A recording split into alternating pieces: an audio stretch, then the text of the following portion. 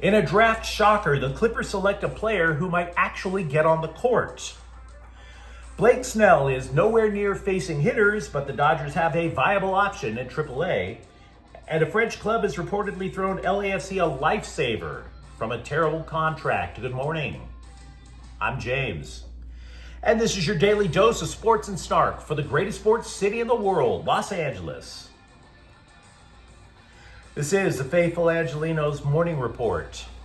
Sorry for the delay, folks. We had breaking news on the Lakers, and I'm going to include it in the report. It is June 26, 2025. Welcome back to the Sanctum Sanctorum of LA Sports. We also added a new subscriber to the Angeleno Familia yesterday. Thanks for getting in on the ground floor. And if you like being in the know about LA Sports, clickety-clack the like button. Clickety-clack the subscribe button. There's a notification bell. Hit that. It'll let you know when we drop new content. Sharing is caring. Let people know we exist. So by all means, comment. Now, we have an expanded look at the scoreboard, and I'm also double checking that Lakers breaking news to make sure it's correct. We'll get to it in a moment. As for the scoreboard, Dodgers 8, Colorado 1. The Dodgers are halfway through the season. They have 50 wins, just like they did at this point last year. Their magic number is 77. Meanwhile, Colorado 2, Galaxy 0. Do you want to know how historically bad the defending MLS Cup champs are? They are on a pace to gain only 14.3 points for the entire season. The lowest points total in MLS history is 14 by the 1999 Tampa Bay Mutiny.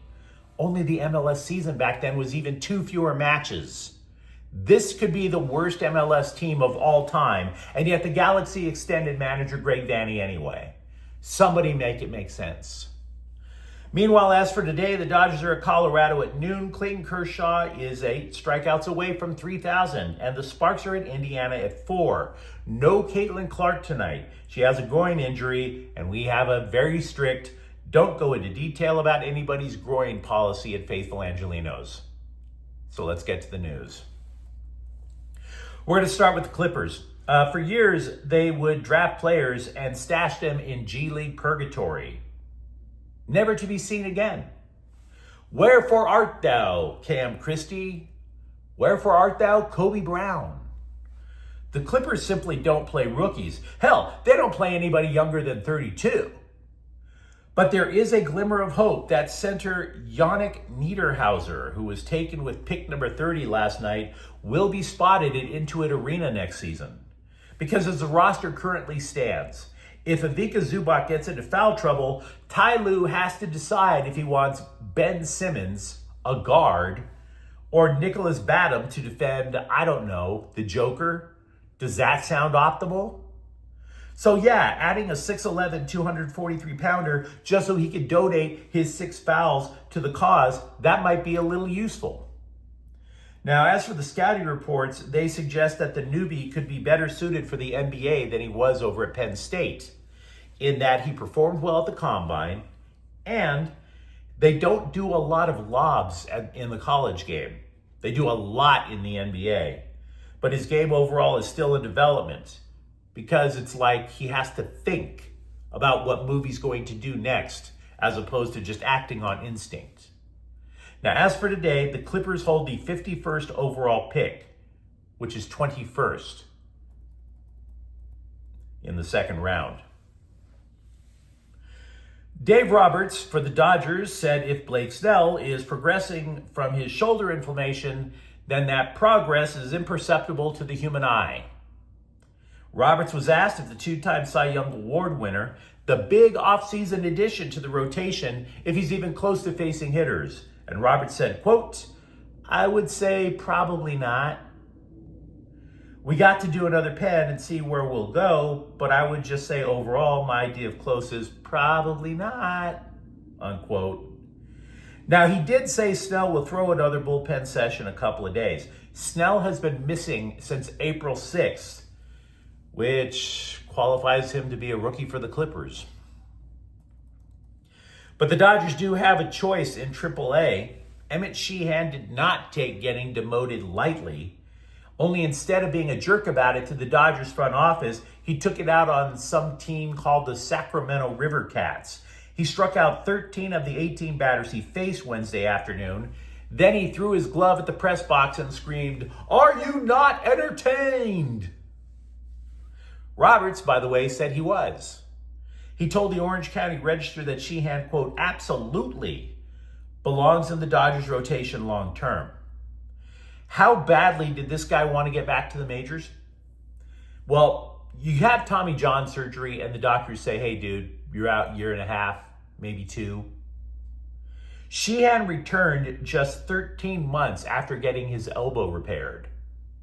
So yeah, this dude wants it bad.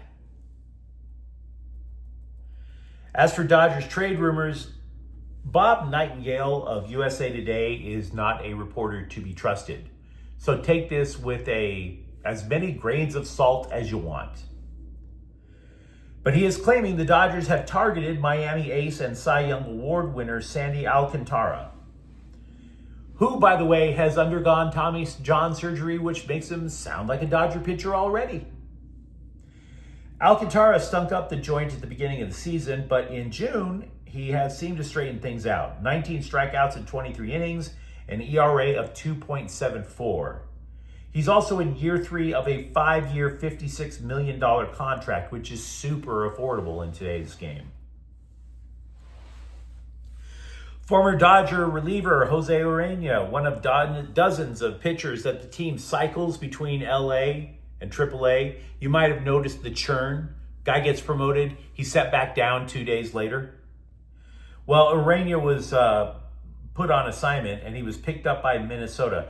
Urena has pitched for 4 different organizations this year.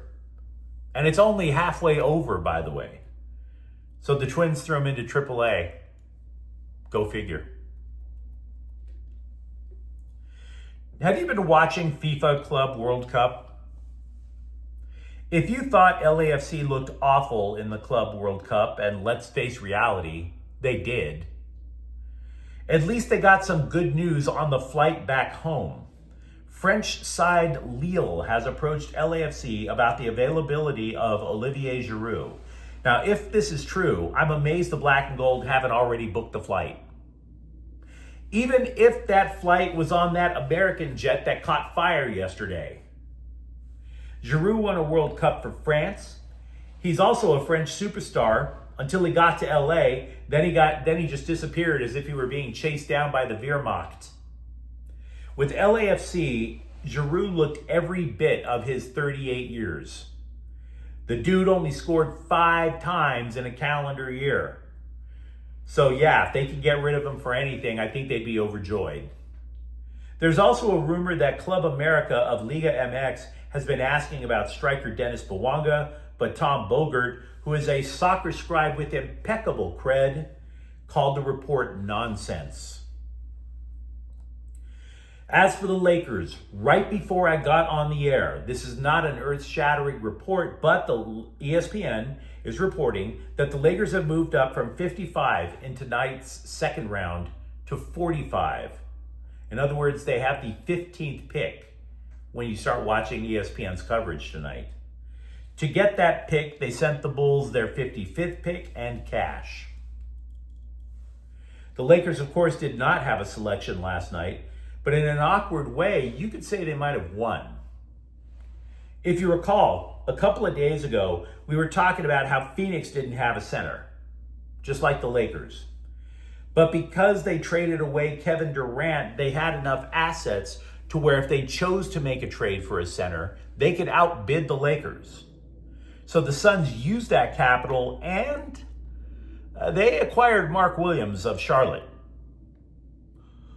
The same guy that the Lakers nixed a trade for at the trade deadline last year because he was injury prone. Now, maybe Williams is quite the find, and maybe Pelinka was wrong. Don't know. But clubs now can't fleece the Lakers like they could have just a couple of days ago, claiming that there would be a bidding war with Phoenix. So if the Lakers trade for a center, that path is a little clearer.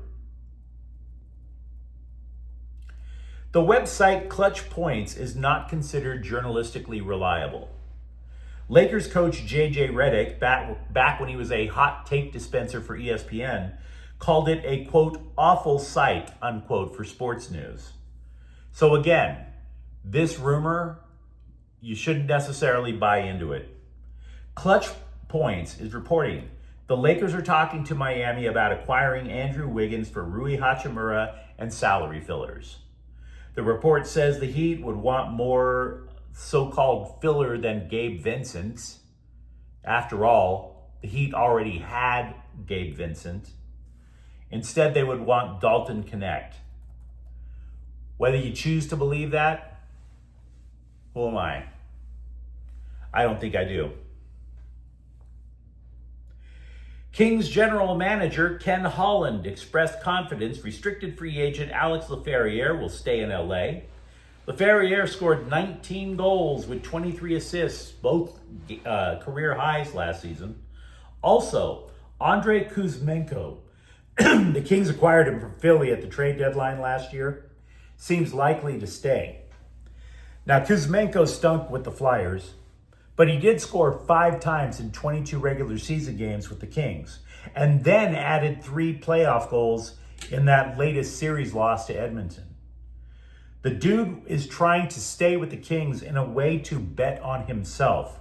He wants a short-term deal in the hopes of parlaying it into a big money contract if he succeeds with the Kings. But you let me know what you think in the comments thread. Talk to me. Are you optimistic about the Clippers finally adding to their center depth? For that matter, are you begging the Dodgers to add Emmett Sheehan to the rotation? And if you enjoyed the content, don't forget to subscribe to Faithful Angelenos. We're talking LA sports every single day here. Thank you for watching. I'm James. We'll be back tomorrow. Faithful Angelenos is a Kian Corte El Queso production. Take care.